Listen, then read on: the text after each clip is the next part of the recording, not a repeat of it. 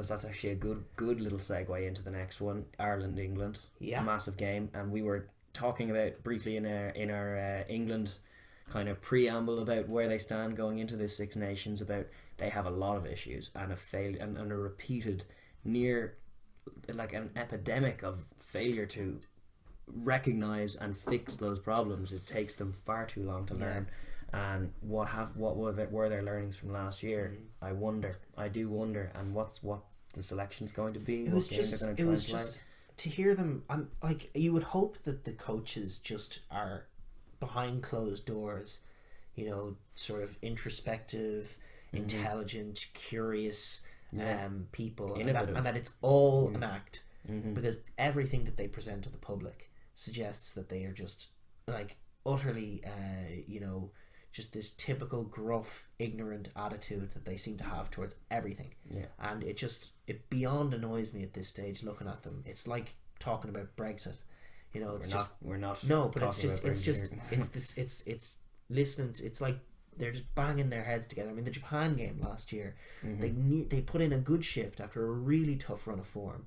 They put in a good shift against the All Blacks. They didn't permanently solve any of their defensive issues. They didn't even win the game. In fact, one of their defensive issues was exposed in the centre for all of their, adding a bit of line speed to proceedings. And then straight away for the Japan game, they were out talking all kinds of smack. We're going to hammer them.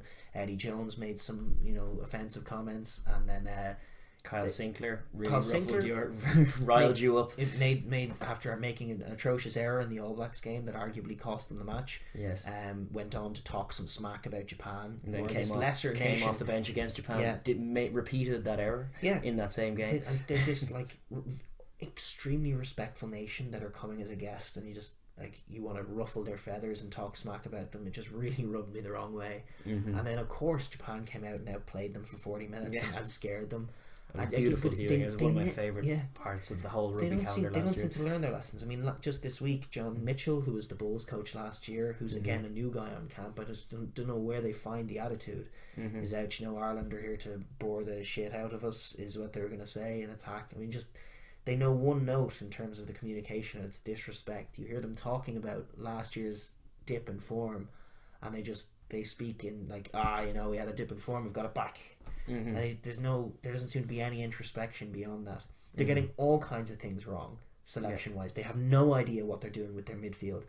Eddie Jones is now talking about Noel as a back rower. I like to think that's just spoof and talk, but it doesn't seem like he knows what a back rower even does. He certainly isn't curious enough to think about it. And at the breakdown, they're one of the worst teams in Europe. Certainly the worst team of the whole nations, of the whole nations, of all the top Lions tier teams, the ones that count themselves among the best in the world. They're the worst at that particular game. Worst at the breakdown. Don't know what they're doing with the centres. Can attack a bit, but defensively have all kinds of issues. Sometimes they have great line speed, and sometimes they don't. They never really threaten over the ball. The only way they threaten is by being, and it happens occasionally in Twickenham, that physical that they bludgeon you. And then, or Maro Toji makes some plays on the ball. He's great at heads up making a play on the ball. True, yeah. But sort of obvious things like bringing Brad Barrett in to shore up the defence of the centre hasn't been done.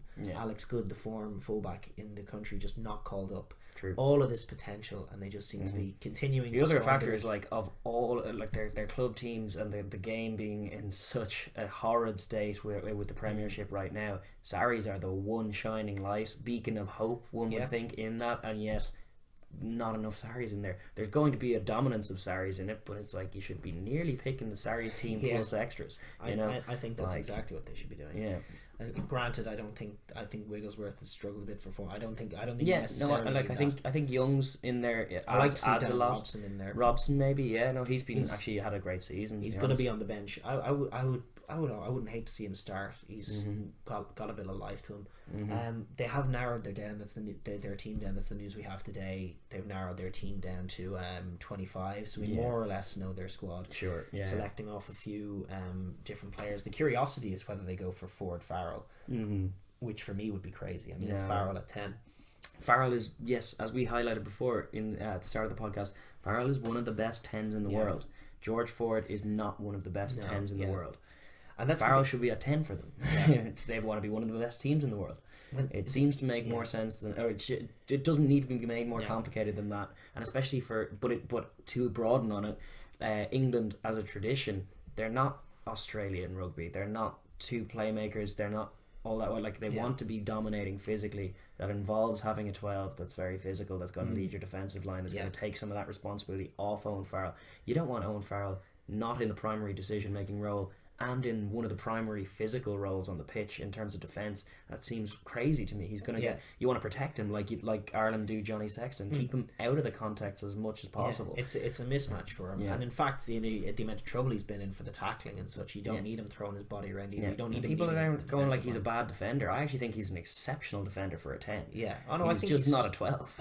I think he's a solid defender even at 12. I don't think that's his main problem, but you know, he does have his issue with the arms, but he's also just throws his body at trying to he's trying to make plays on guys who are bigger than him. Like, much bigger. Of course he's flinging. He made that silly mistake in the South Africa game that didn't get punished, but what got missed a couple of minutes before was that he actually won that test by stripping the ball in a contact. He's a quality defender and a quality player.